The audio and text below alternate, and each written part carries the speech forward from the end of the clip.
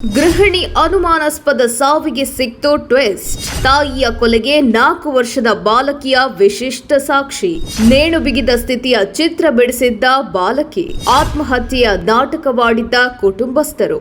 ಸೋನಾಲಿ ಬಲೆ ಪಡೆದಿತ್ತು ವರದಕ್ಷಿಣೆಯ ಭೂತ. ಹೆಣ್ಣು ಹೆತ್ತ ಕಾರಣಕ್ಕೆ ನೇಣು ಹಾಕಿಸಿದ್ದ ನೀಚ ಪತಿ.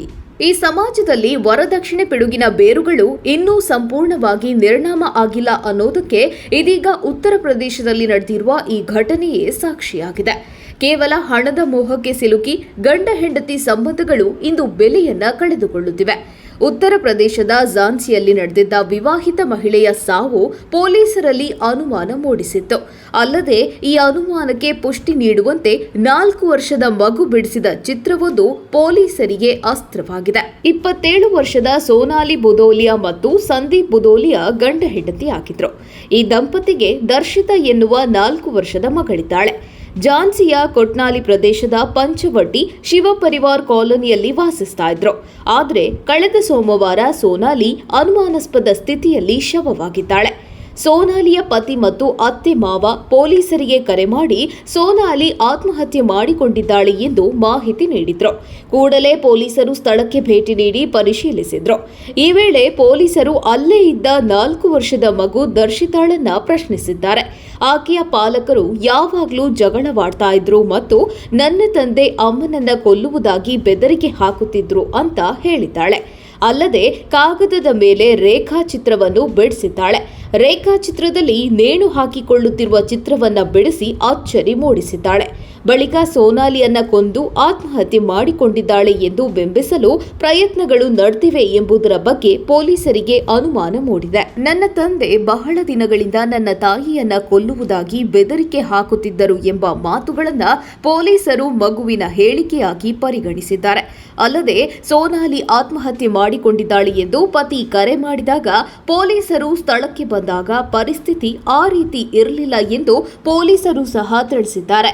ಇತ್ತ ಮಗಳ ಸಾವಿನ ಸುದ್ದಿ ತಿಳಿದ ಸೋನಾಲಿ ತಂದೆ ಸಂಜೀವ್ ತ್ರಿಪಾಠಿ ಕಣ್ಣೀರು ಹಾಕಿದ್ದಾರೆ. ಸಂಜೀವ್ ತ್ರಿಪಾಠಿ ಮಧ್ಯಪ್ರದೇಶದ ಟಿಕಮ್ಗಢ ಜಿಲ್ಲೆಯವರು.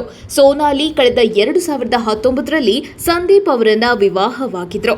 ಮದುವೆ ಆದಾಗಿನಿಂದ ಗಂಡ ಹೆಂಡತಿ ಇಬ್ಬರ ನಡುವಿನ ಸಂಬಂಧ ಚೆನ್ನಾಗಿರಲಿಲ್ಲ.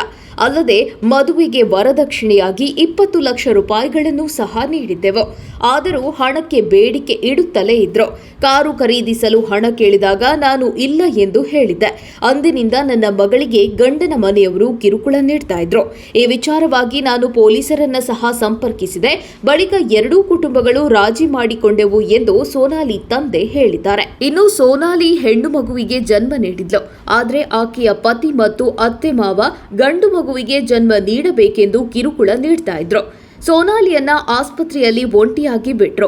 ನಾನೇ ಹಣ ಪಾವತಿಸಿ ಮಗಳನ್ನ ಡಿಸ್ಚಾರ್ಜ್ ಮಾಡಿಸಿಕೊಂಡು ಬಂದಿದ್ದೆ.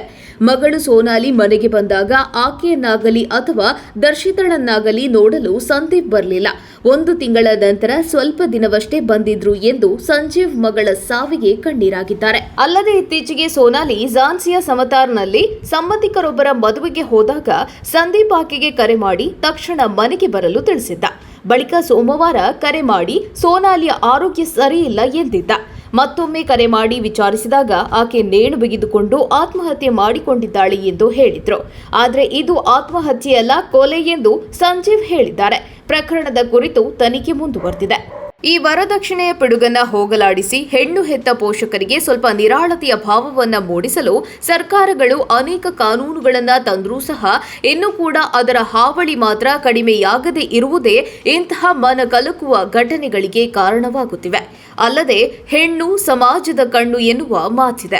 ಆದರೆ ಹೆಣ್ಣು ಹೆತ್ತಿರುವ ದರ್ಶಿತಾಳ ತಾಯಿಗೆ ಅವಳ ಗಂಡನ ಮನೆಯವರು ಕಿರುಕುಳ ನೀಡುವ ಮೂಲಕ ಅವಳ ಸಾವಿಗೆ ಕಾರಣರಾಗಿದ್ದಾರೆ ಎನ್ನುವುದು ನಿಜಕ್ಕೂ ಆತಂಕಕಾರಿ ಬೆಳವಣಿಗೆಯಾಗಿದೆ.